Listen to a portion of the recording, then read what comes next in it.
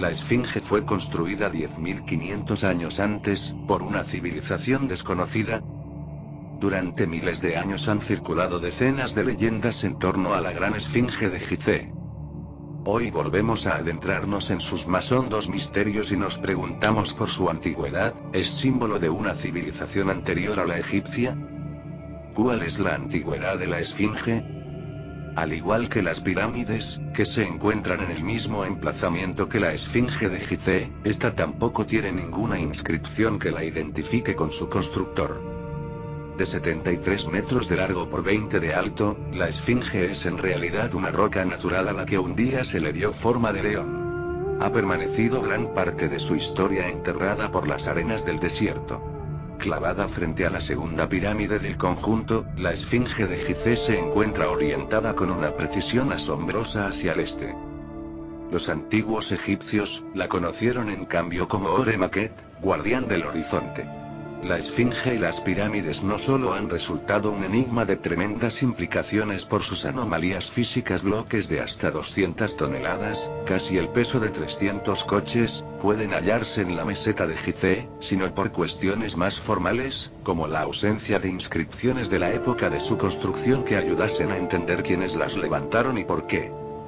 La mayoría de los egiptólogos creen que la Esfinge de Gizeh fue construida en 2500 a.C., en el tiempo del faraón Kefren, también Khafre o Kefren, quien es identificado con la segunda pirámide de Giza, debido a la proximidad de la pirámide de Kefren a la Esfinge. De hecho, está realmente a una distancia de 1700 pies, unos 520 metros, aunque esto no habría probado que los dos monumentos hubieran sido construidos ni como un complejo, ni tan siquiera en la misma época. Dado que no hay inscripciones, ni paredes talladas ni estela alguna, ni escritos sobre algún papiro que identifique a Kefren, o a cualquier otra persona, con la construcción de la Esfinge y sus templos cercanos, en 1991 el egiptólogo y escritor John Anthony West convenció a un eminente geólogo, Robert Schultz de la Universidad de Boston, para que realizara una serie de pruebas en la Esfinge. El objetivo era comprobar no solo que el desgaste de la roca estaba provocado por el agua, como parecía por sus observaciones, sino también cuál era la antigüedad de la misma. Creyeron que datando la Esfinge y los edificios colindantes, conseguirían sacar a la luz la verdadera edad del complejo de Gizeh. Comprobaron que la estatua estaba esculpida en una cresta de roca y que, por tanto, el foso que la rodea debió de ser excavado antes, a fin de permitir el trabajo de los artesanos. En su estudio midieron los surcos de la erosión del foso, que en su parte posterior tenían hasta 1 metro de profundidad, siendo mucho menor en la parte delantera. Esto les llevó a afirmar que la Esfinge fue construida en 2 fases, una de ellas muy antigua y la otra más moderna, emprendida por algún faraón. Así se demostraría la diferencia de estilos de construcción de la Esfinge y los edificios colindantes, incluyendo las pirámides, en comparación con el resto de edificios de todo el Egipto faraónico. El caso es que sus estudios demostraron científicamente que la erosión del foso estaba producida, efectivamente, por el agua, y que su construcción había que remontarla 6500 años más atrás. Pero, ¿cómo puede ser esto? Estaba Schultz diciendo que tales lluvias torrenciales solo cayeron en el área de la Esfinge, pero en ninguna otra parte en Gizeh. Eso era imposible, respondieron los egiptólogos. Según Schultz, no era imposible si se admitiera que la Esfinge fue construida en una época cuando tales lluvias eran frecuentes en esta región, pero que los otros monumentos de Gizeh, sin embargo, fueron construidos mucho después de que estas lluvias dejaron de ocurrir. Para explicar una erosión de tal calibre producida por el agua, sería necesario remontarse hasta épocas en que el agua inundó la meseta de Gizeh, que fue exactamente hace 17.000 años, al producirse el deshielo de la última glaciación, o al menos hasta hace 12.000 años, cuando se produjeron los desbordamientos más importantes del Nilo. Sendas fechas reflejan, pues, un tiempo lejano donde, en principio el hombre era nómada y aún faltaba mucho para los nacimientos de los primeros poblados conocidos. Oficialmente se cree que el proceso por el cual los seres humanos comenzaron a dejar de ser nómadas para convertirse en sedentarios comenzó con el Neolítico, hace aproximadamente 10.000 años en Oriente Medio. Posteriormente se fue dando en todos los continentes, en unos casos por difusión y en otros de manera espontánea, como en China, Nueva Guinea, África o América, en esta última durante su período formativo. El sedentarismo se consolidó definitivamente con la fundación de las primeras ciudades. Jericó tiene ya entidad como población hacia el 9500 a.C. La razón por la que se cree que la Esfinge ha podido sobrevivir tantos miles de años, teniendo en cuenta su nueva adaptación, es debido a que, a lo largo de la historia, ha permanecido casi tanto tiempo enterrada bajo la arena del Sahara como al descubierto. Que el estilo y las técnicas de construcción de la meseta de Gizeh sean diferentes a las utilizadas en el resto de los edificios que podemos observar nos sumerge en la hipótesis de que la fabulosa estatua pertenece a una civilización más antigua ya desaparecida. Esta teoría fue sustentada por los investigadores Robert Bauval y Graham Hancock, licenciado en Sociología por la Universidad de Durham y escritor, que afirman que sobre el 10.500 a.C. la Esfinge miraba directamente hacia la constelación de Leo. Estos investigadores fueron los que divulgaron la teoría sobre la constelación de Orión, que nos introduce en la posibilidad de que haya que remontar la antigüedad de la Esfinge, como hemos dicho, hasta el 10.500 a.C.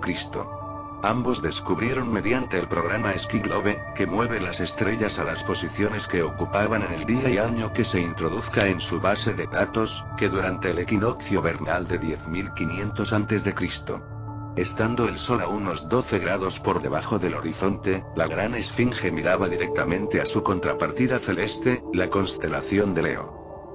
Además, con el mismo procedimiento, observaron que las tres pirámides de Gizeh presentan la misma orientación que la constelación de Orión, en el 10.500 a.C., estando las pirámides dispuestas como un reflejo en la tierra de esta constelación. Según lo cual, los antiguos constructores de pirámides levantaron el monumento de Micerinos desviado del eje imaginario sobre el que se asientan Keops y Kefren, porque así imitaban la disposición de las tres estrellas del llamado cinturón de Orión. La precesión de los equinoccios. Como sabemos, dividimos el año en 12 signos zodiacales, que corresponden a otras tantas constelaciones. Los tres primeros signos corresponden al equinoccio de primavera: Aries, Tauro y Géminis. Los tres siguientes al solsticio de verano: Cáncer, Leo y Virgo. Los siguientes tres a los del equinoccio de otoño: Libra, Escorpio y Sagitario. Los tres últimos al solsticio de invierno: Capricornio, Acuario y Piscis. La posición relativa de las constelaciones varía muy lentamente con respecto a un punto fijo de observación de la Tierra, debido a cierto movimiento de balanceo de nuestro planeta en su órbita solar. A causa de ese balanceo, nuestra posición con relación a las constelaciones cambia cada 72 años, el equivalente de un grado de arco. Se necesitan casi 26.000 años para dar la vuelta a las constelaciones y regresar al punto de partida. Este curioso fenómeno, llamado precesión de los equinoccios, era ya conocido en la antigüedad, donde le concedían gran importancia. A cada período de 2160 años le daban el nombre de era, y así ha seguido hasta nuestros días. La era cristiana ha transcurrido bajo el signo de Piscis y nos dirigimos hacia la de Acuario. Antes de Piscis, tuvimos la era de Aries, caracterizada por el Cordero Pascual del pueblo judío. Antes dominó la era de Tauro, identificada con el buey Apis de los egipcios. Esta sucesión de eras podría determinar la fecha en que fue construida la Esfinge. Lo que se inició con Virgo, o sea una cabeza de virgen, se concluiría con Leo. En base a este planteamiento se considera que la construcción de la Esfinge tuvo lugar entre las eras de Virgo y Leo, estando ahora en la de Acuario. Si multiplicamos por 2160 el número de eras desde la actual hasta la de Virgo, obtenemos una fecha aproximada: el año 10.000 a.C. Fue en aquellos tiempos en que algún pueblo de la antigüedad comenzó a levantar el enigmático monumento. Pero, ¿puede ser tan antiguo este monumento? Las constelaciones del zodíaco, formadas por los 12 signos del zodíaco, dan lugar a los equinoccios de primavera y otoño y a los solsticios de verano e invierno. Cuando en el 590 a.C., El legislador Solón, uno de los 7 sabios de Grecia, visitó la ciudad egipcia de Sais. Los sacerdotes le hablaron sobre un continente que se hundió en el océano unos 9000 años antes. Al sumar estos 9000 a los 590 de la visita del sabio griego resulta la fecha de 9590 a.C., que se asemeja a la determinada por el cálculo de las eras zodiacales. Esto podría llevarnos a pensar si realmente fuera verdad que existió un continente que se hundió en el océano, la famosa Atlántida. Y si algunos pobladores de la misma lograron sobrevivir al repentino hundimiento y llegaron a Egipto, allí hubiera sido donde levantaron esta monumental estatua con cuerpo de león y cabeza de mujer, para recordar que fue entre Leo y Virgo que desapareció para siempre su tierra. La tecnología del antiguo Egipto muestra más signos de retroceso que de progreso. Sabemos que las pirámides de los últimos faraones del Imperio Antiguo son notablemente inferiores, en términos de calidad y perfección técnica de la obra, en comparación a las grandes realizaciones de los antepasados, pareciendo que se hubiera dado un retroceso en los conocimientos tecnológicos. Este conjunto de pruebas demuestra una involución con el paso de las dinastías. En uno de sus últimos libros, Robert Bauval afirmaba que la Gran Esfinge había sido construida, entre otras cosas, como una especie de gran marcador de los equinoccios. Durante 2 días al año, alrededor del 21 de marzo y el 21 de septiembre, al principio de la primavera y el otoño, respectivamente, el día y la noche tienen exactamente la misma duración y el sol durante esos 2 momentos surge exactamente por el este, proporcionando un dato geoastronómico de inestimable valor para la fijación del resto de los puntos cardinales. La Esfinge fue construida con cuerpo de león porque marcaba la era de Leo, 10.000 años antes de Cristo, cuando en el amanecer del equinoccio de primavera salía por el este la constelación de Leo. Los egipcios dieron su justa importancia a este fenómeno, orientando la Esfinge hacia el lugar equinoccial del horizonte de Giza. Ore-Maquet era, pues, el guardián del horizonte, que se alineaba con misteriosa precisión con el sol cuando llegaba el equinoccio de primavera, y al hacerlo en la citada fecha, miraba con sus ojos directamente hacia nuestro astro rey, el sol. ¿Pero cuál fue su propósito? ¿Por qué quisieron marcar esta fecha singular y la llamaron Septemri, tiempo primordial? No nos queda más remedio que admitir, como afirma Giorgio de Santillana, profesor del Instituto Tecnológico de Massachusetts, el hecho de que los antiguos egipcios conocían un fenómeno llamado la precesión de los equinoccios. Un ciclo de 2160 años de duración que se manifiesta cada año con el anticipo de la llegada de la primavera. Algo que se creía un descubrimiento moderno realizado por Hiparco de Nicea en el 147 a.C., y que resulta que aquellos sabios del Nilo ya conocían. Bajo estas perspectivas no tenemos más que sentir admiración por los constructores de estos monumentos. Con la edición en inglés de los textos de las pirámides elaborada por Ro Faulkner sobre su mesa de trabajo, Bauval transcribió algunos pasajes inequívocos que confirmaban parcialmente su teoría. Oh rey, eres esta gran estrella, la compañera de Orión, que atraviesa el cielo. Con Orión, que navega el otro mundo, Tuat, con Osiris. Asciendes por el este del cielo, te renuevas en tu debida estación y rejuveneces a tu debido tiempo. El cielo te ha parido con Orión y, TP 882-883. Y estas mismas inscripciones añadían más adelante. El rey es una estrella y, TP 1583. El rey, una estrella brillante y que viaja lejos y el rey aparece como una estrella y, TP 262. La Gran Pirámide junto con la Esfinge de Gizeh, se encuentran en una ubicación y a una distancia geométrica exacta, que no ha sido escogida al azar. Como ya se descubrió que la erosión que presenta la Esfinge se debe a haber estado expuesta a intensas lluvias. A un geólogo el desgaste que muestran estos monumentos le cuenta el tiempo de exposición al viento y la arena, pero la Esfinge y los lados del foso desde los que fue excavada son diferentes. Las rocas parecen desgastadas por muchos siglos de lluvias intensas, habiéndolas dejado con un perfil redondo y ondulado. Pero si esto es así, ¿cómo explicar la cara del faraón y su tocado? Para West esto tiene una respuesta. Si la observamos con detenimiento, nos daremos cuenta que la cabeza está en bastante mejor estado que el resto del cuerpo. Aún estando hecha de piedra caliza más dura, las diferencias son enormes. Y algo sumamente inquietante, la cabeza es muchísimo más pequeña. Vista desde el aire, el cuerpo es largo y aplanado y la cabeza es como una cabeza de alfiler encima. Esto puede ser una prueba de que se hizo de nuevo, que no es la original, que en algún momento de la historia se esculpió otra cabeza para la esfinge. Puede que la original, como se muestra la siguiente imagen, fuera la de un león. La razón por la cual los egipcios consideraban al zodíaco tan importante, puede hallarse en la historia de Aamenta o Atlántida. De diversos tabloides y textos sagrados, Albert Schlossman pudo reconstruir la era de este país atlante. Empezó unos 26.000 años antes de la llegada a Egipto. El primer rey es Tanofi, quien escribió las primeras combinaciones matemáticas celestiales en rollos de cuero. En 864 años, el Sol había pasado por 12 grados del zodíaco en el cordón que va de un lado al otro de la Tierra. Al signo estelar que luego desapareció lo nombró Kiat, o juez de los corazones.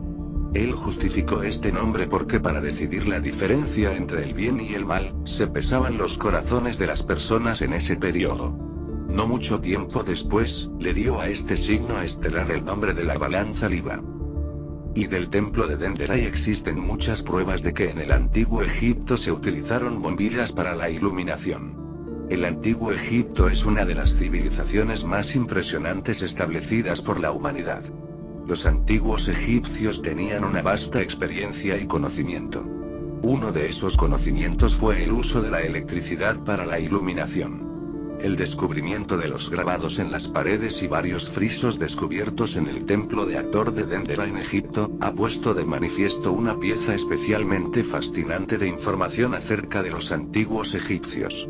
Una gran parte de los frisos jeroglíficos se encuentran en el complejo de templos de Dendera. ¿Tuvieron los antiguos egipcios iluminación mediante el uso de bombillas y de la técnica del arco de luz? Una inspección detallada de estas imágenes en el templo de Hathor muestra que se utilizó el aislamiento de alto voltaje, al igual que hoy en día. Esto es apoyado por una columna rectangular que se asemeja a una bombilla de luz. Se cree que se han utilizado como aislante y conocido como el jet columna.